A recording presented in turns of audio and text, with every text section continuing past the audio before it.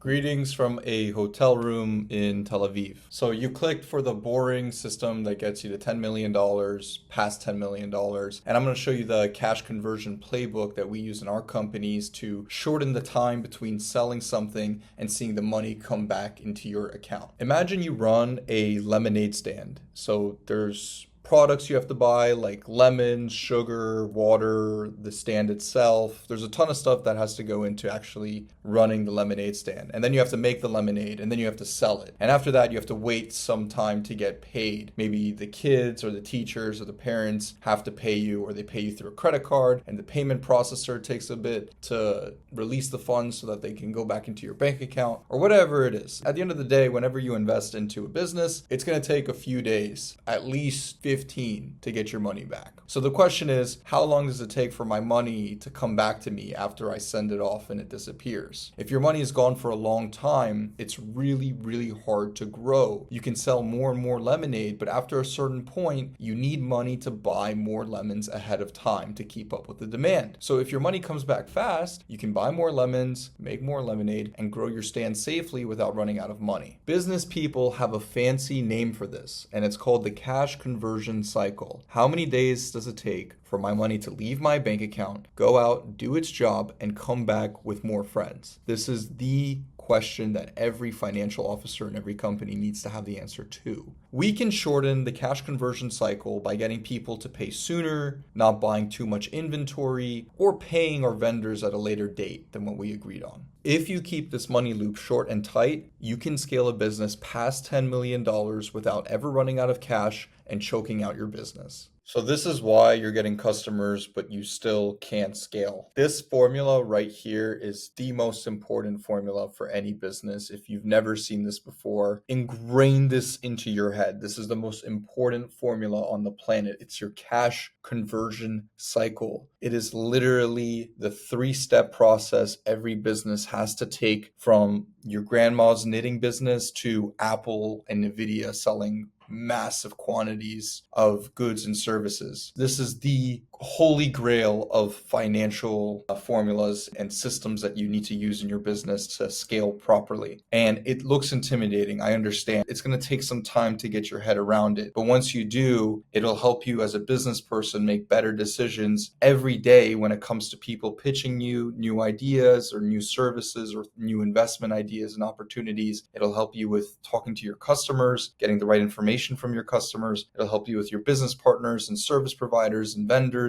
and a ton of other stuff. So really pay attention here because it's super, super important. So whenever you start a business, let's say it's day one, you have to invest in your business. There's a certain period of time where you're going to make investments, the money's going to go out, and it's going to take a few days to get to the next phase, which will be your harvesting period. But I don't want you to focus too much on this first cycle of the investment period. I'm going to quickly define the terms that I've written below, but really what's important for you to understand is there's some degree of investment that goes in before we can even get to the next phase. And once you start thinking about your business in terms of phases and cycles, you become a long-term thinker. You become somebody who understands that money isn't a get-rich-quick game. It's a long-term cyclical periodic game where you keep making the same decisions based on repeatable data and you grow the company. When we talk about an investment period, if you want to start buying those lemons for that lemonade stand, you have a certain amount of days that it takes to pay the vendor that got you those lemons, right? If you want to do it at scale. So there's a certain amount of days in total where you have to pay your vendors, labor, and material, right? And maybe there's other stuff depending on your business model, but there's a certain amount of accounts payable every, let's say, 30 days that you have to make to your vendors to get the supplies and resources you need to move on to the next step. Now, this is where I want you to bear with me on this, because cost of goods sold can only be recognized when you make the sale. Cost of goods sold means that it was sold. It's not your cost of good. And this is why we have to look at a future period in our cycle to really understand this. But that's a placeholder. Days payable outstanding is average accounts payable, the amount of money that we on average have to pay our vendors, divided by the amount of money that each sale that we made costs us. We had to make that sale, multiplied the amount of days in that period to complete those payments. That's all that number is. I'm going to move on to the next step. We have a harvesting period after that. You've already planted the seeds, things are happening, you've built some type of product, you're going through your fulfillment process in whatever business you're at, but there's a certain amount of average utilization, inventory that happens. This is your days inventory outstanding. It's the average amount of inventory in dollar amounts. Now, once again, divided by your cost of goods sold, it had to have made a sale first, multiply the amount of days in that measured period that it took to go through that inventory. So how many days in general does it take for you to push out from raw materials to work in progress to finished goods? How long does it take for that throughput to happen, for it to become actual inventory and then become a cost of goods sold once that good is actually sold to a customer? This is the calculation we care about the most, because this is our utilization, fulfillment times, whatever you want to call it. This is the sausage that we produce so that the customer can get the hot dog. Like, this is everything that it takes to build the product and make a sale. That's the question, right? Then we have a receiving period. There's a certain period of time where we make a sale. The customer has a certain period of time to pay us, right? Then there's a certain period of time for that money to go into a payment processor and then into a bank account.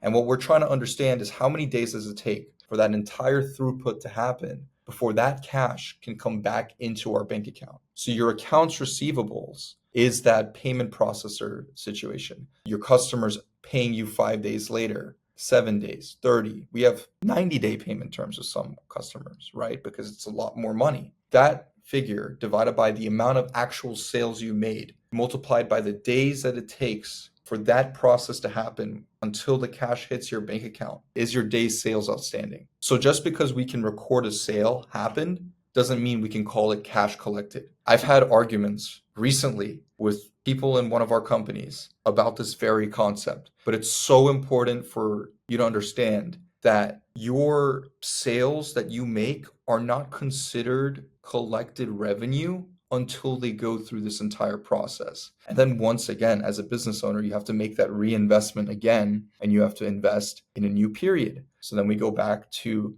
days payable outstanding. And now the hard thing about all of this is it's happening simultaneously at scale. From a strategic point of view, we can mathematically formalize everything, and we can create dashboards, and we can do a bunch of stuff to see this happen from a high-end perspective, from a bird's eye view. But when you're actually a business owner and you're running the business and you're talking to vendors, you're talking to customers, you only have so many hours in a day. And that's why people come to us, because they want to outsource this back-end work that really doesn't move the needle for their business. What moves the needle for their business? Fulfillment time, sales and marketing. So they don't want to worry about this stuff. They want to talk to somebody in our team who can help them create solutions to shorten these windows, strategies, implementations, marketing ideas, new offers, things that you can do to shorten the window of this time so that you can keep reinvesting in the business and keep compounding your money. Because every time you get to a new investment period, a new window of reinvestment, you probably have more money than what you started with. And you're able to do it again and again and again. And that's how you really grow sustainably. Some simple things that you can do as a business owner without coming to somebody like us to stay on track. How many days until a customer pays you? Write that number down. Now really think about what that means before you write it down. How many days until a payment processes to your bank account? Write that number down. How long does it take for you to fulfill on a customer? Do you know your utilization rate? Check out the video before. I just posted it last week. Talks about fulfilling on a customer. What does utilization even mean? What are fulfillment times? How many days does it take until you pay a vendor? That's a simple checklist you can use without coming to a firm like us to stay on track. And I'm also going to give you some tips and tricks you can use to stay aligned,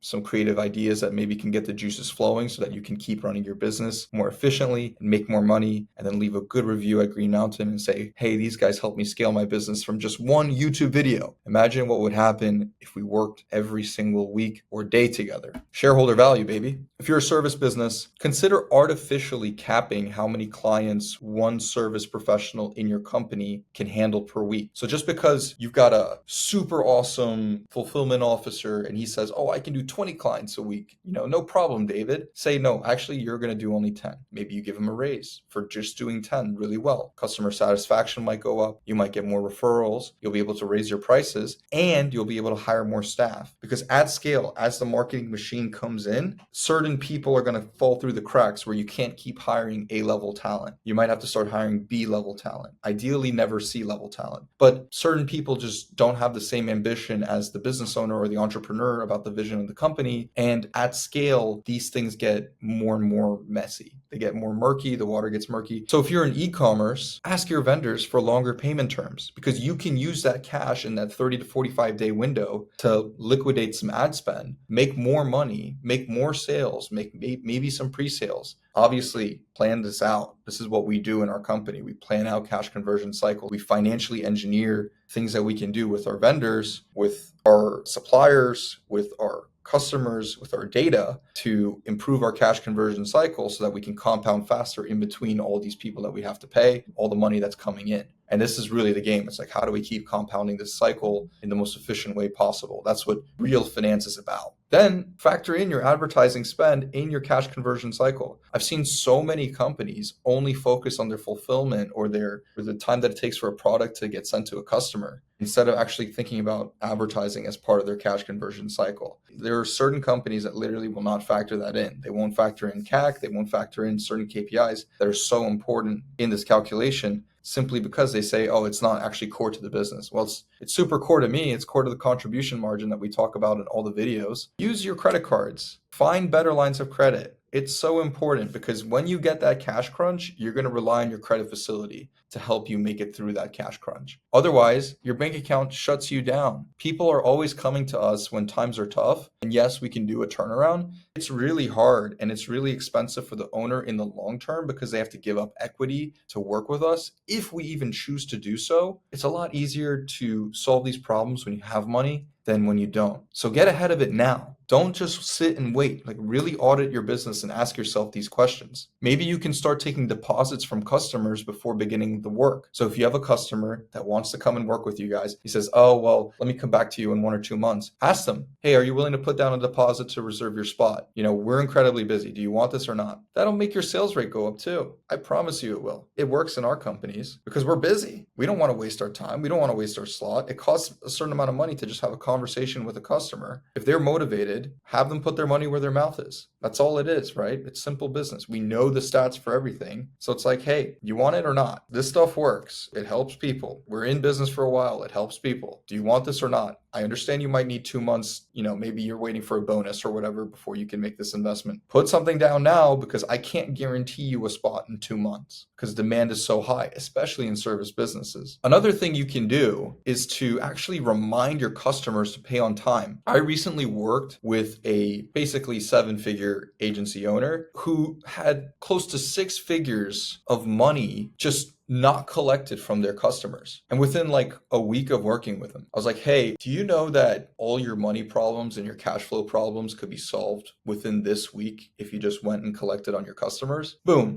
Services paid for themselves. Now, granted, it did take some time for us to figure all that out, but once it was done, it was done. Immediate ROI. So it's really important to remind your customers to pay on time, but you also need to decide what an emergency situation looks like before it happens, because I guarantee you it will. And a lot of people will come to me when things are already pretty tough and they ask us to do some magic in the business, which we can kind of do. We can turn it around and we can help things and we can pull levers and make things work. But it's a lot easier to solve a problem before it becomes a big, big problem just by measuring this metric. So if you can understand what your emergency situation, what are the red and yellow flags that you need to be aware of in your cash conversion cycle before things start to happen, you're going to have a lot easier time scaling your company. Because if you're at a negative 5-day cash conversion cycle and now all of a sudden you're at 10 or 15 days, You as a CEO should have red flags pop up in your head and say, okay, we need to correct this now. What's going on? And if your CFO doesn't have that red, yellow, green system of looking at your cash conversion cycle and saying, hey, we have a problem from a qualitative standpoint, not from, oh, how much money's in my bank account? Well, I guess we're doing fine there. Perspective, you're going to do a lot better. If you look at your bank account and say, okay, I'm going to make business decisions based on how much money's in the account at the end of every month or at the end of every quarter, you're not going to be successful. The only way to scale aggressively is to understand what your worst case cash conversion cycle looks like and your best case and how to improve on your best case,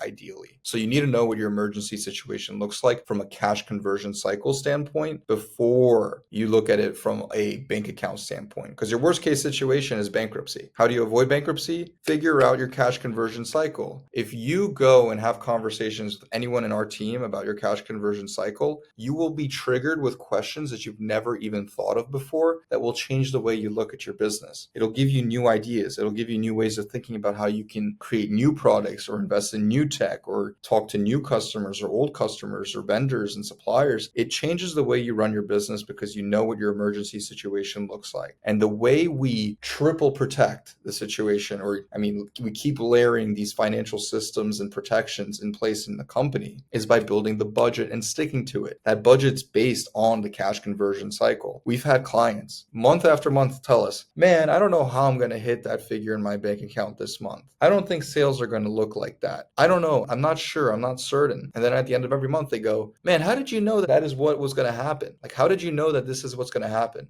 How? It's because, hey, we mathed out your cash conversion cycle. We figured out what your average revenue looks like. We did some other KPIs and statistics to get a really accurate representation of your business so that you can plan for the future. So you can make that hiring decision faster so that you can compound your money and once again, improve your cash conversion cycle. A lot of people think that the cash conversion cycle is based on what's currently happening. But the reality is it can get very complicated very quickly when you start saying, okay, we hire someone in month 1. Where are they going to be in month 3? And how are they going to impact the other KPIs in the business? And then how is that going to affect the cash conversion cycle? It can get very complicated very quickly depending on how intense you want to run your business. And at scale, it's so important to have a budget. And that's what we do at Green Mountain Advisors. Green Mountain Consulting, we work with founders to help them scale the business from an operational and financial standpoint. And it means addressing these problems. So if you'd like to figure out what your cash conversion cycle looks like, or you want to have a consultation, or just say hello, book a call, click the link in the description below, and I'll see you in the next video. Weather looks phenomenal right now, so I'm going to go hit the beach.